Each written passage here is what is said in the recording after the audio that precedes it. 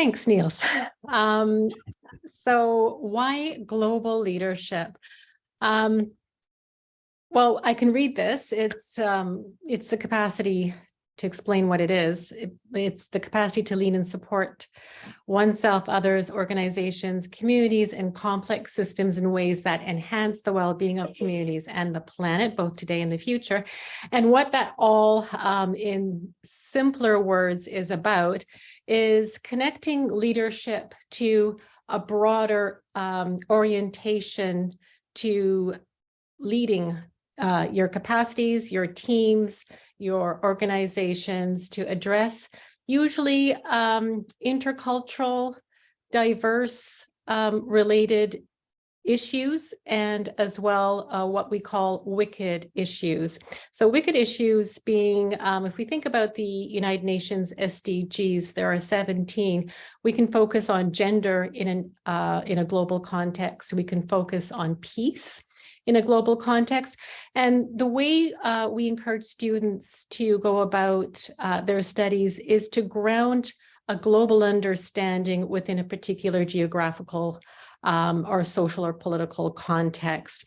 So you could be coming from Canada and be thinking about some of the challenges within Canada that you are concerned about, or what we often say that keeps you up at night, and connect that issue to the experience of others globally, so that whatever you come up with in your capstone work, if you choose that direction, helps others understand how they can also address that wicked issue in a different context. But we have Leah with us, and I'd like her to better speak about her journey with her internship, because there are actually 3 different options.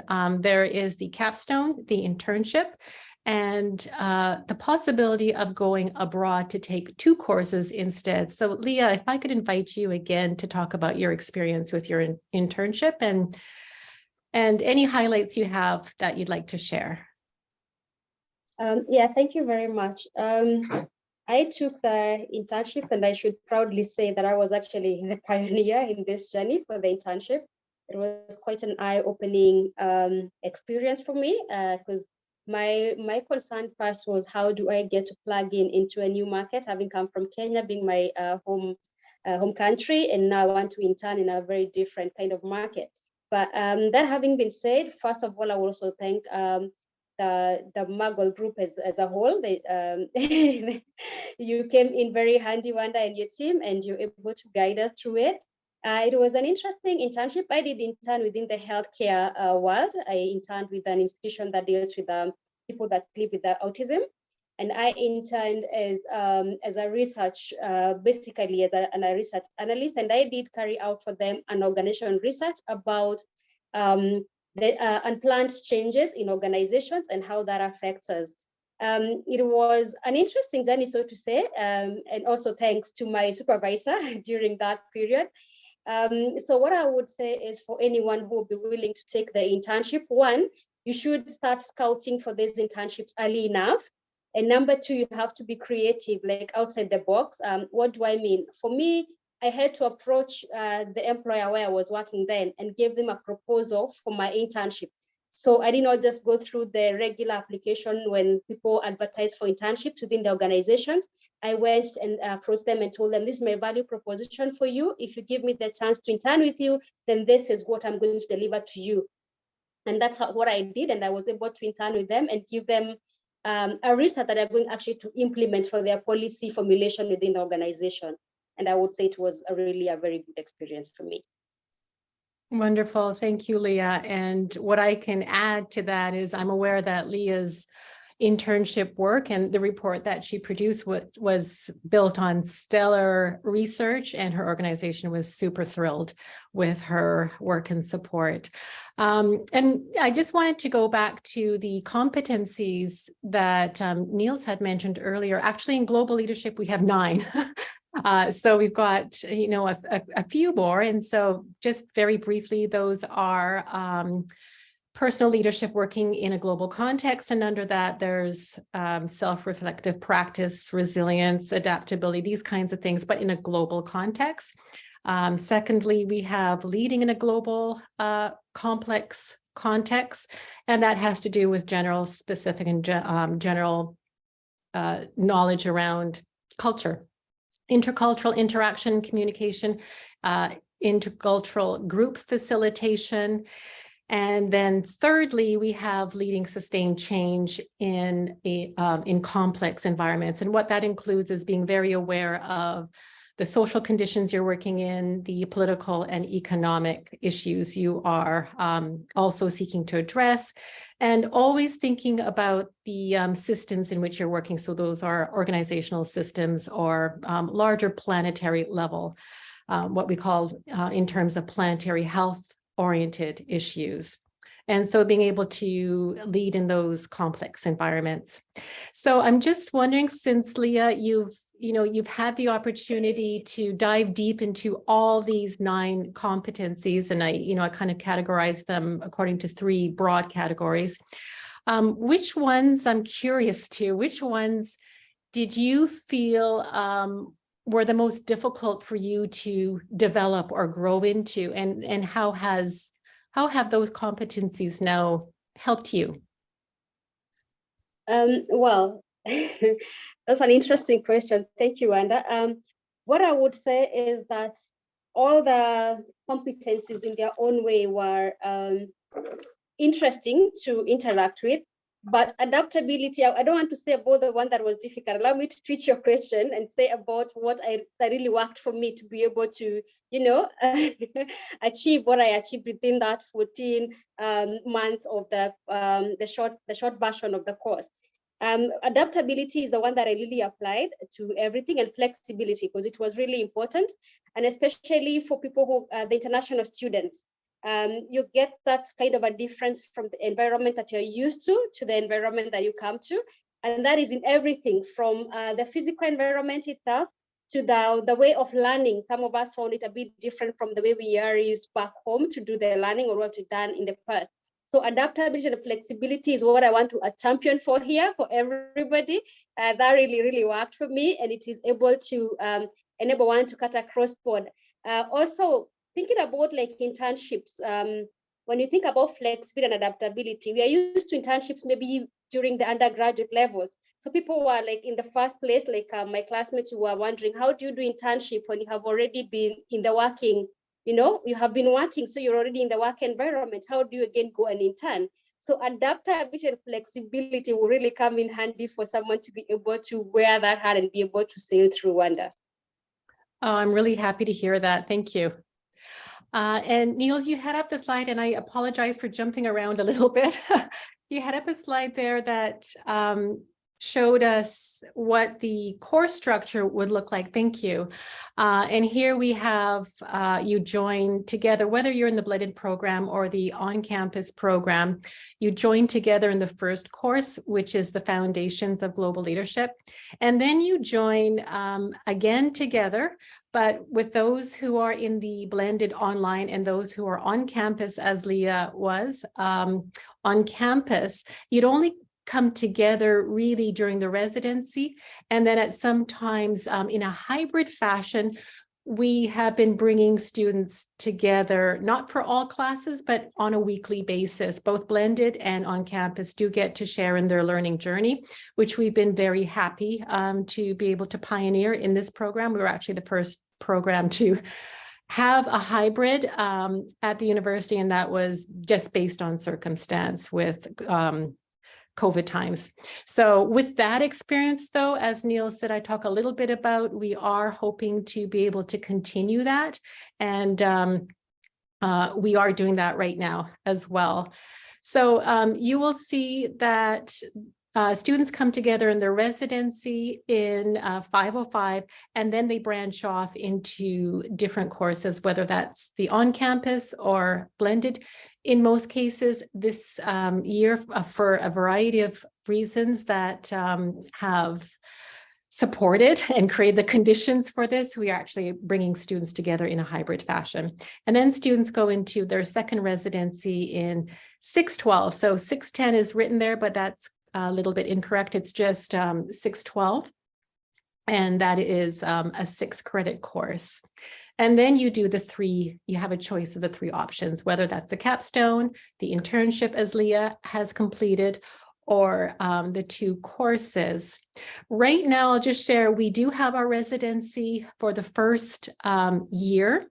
And I'll probably have to jump off with a hard stop in 2 minutes, just because this is the day that everyone is anticipating, anxious about to some degree, and really joyful to be able to celebrate and move through. And that is, students get to work on a leadership challenge for the 2 weeks that they're here. And they present in front of a very small audience. And part of that key audience are people who, and communities and organizations that are trying to solve a wicked issue. And so they present their research and findings and work in teams together today. It's a little bit of, they see it a little bit as a sort of competition, and they present beautiful, beautiful work.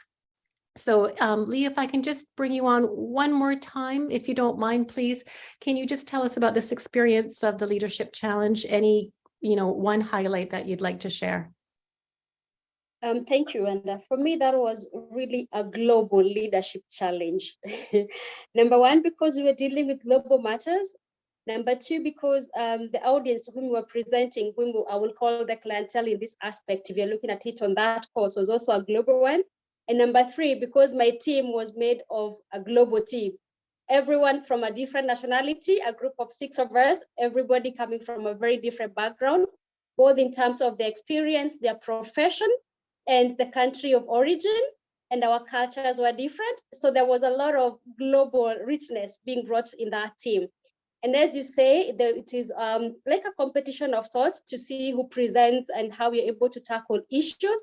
And what for me stood out was the richness of every member of actually the whole team, the different groups and how they were formed.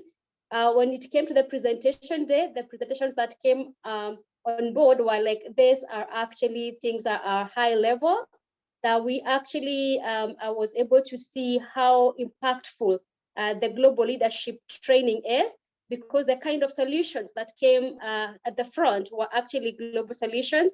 And do you remember, Wanda, the committee that we presented to, and they were actually really excited, and what they implemented, what was brought on board to be able to solve the solution, to be able to solve the problem that they were actually had presented to us as a team.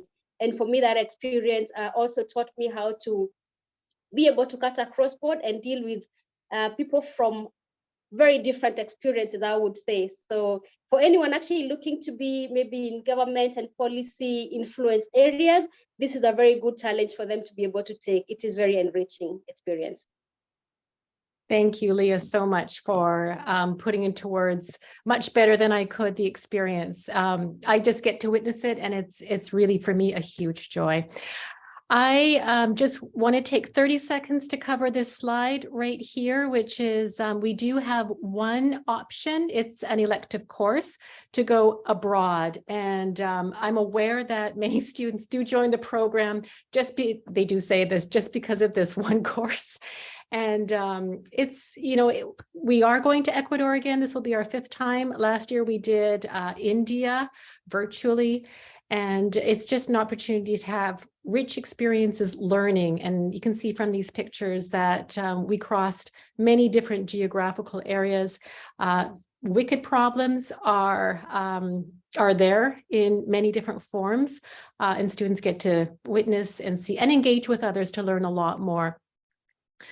So thank you for being with us.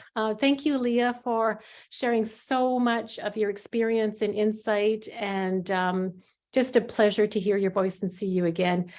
I just put my email in the chat for anyone who wants to connect with me. I'm happy to answer any further questions. I do have to hop off right now to join the Leadership Challenge. Thank you.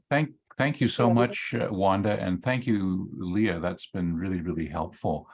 I would like to actually give Veronica a chance to just talk a bit about her experience in the program too. And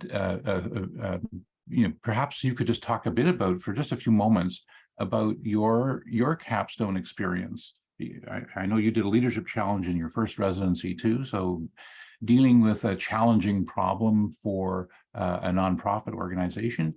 And then you took all of those things and did your own thesis. So maybe just take a few moments and describe some of those things. Sure. Yeah, I liked Leah's description there of on a global scale. And in my experience within our program, we had one person in a cohort was from the States, but other than that, it was across Canada. And we had people from sectors from, childcare and government and CFL and sort of this broad range of experiences in our cohort.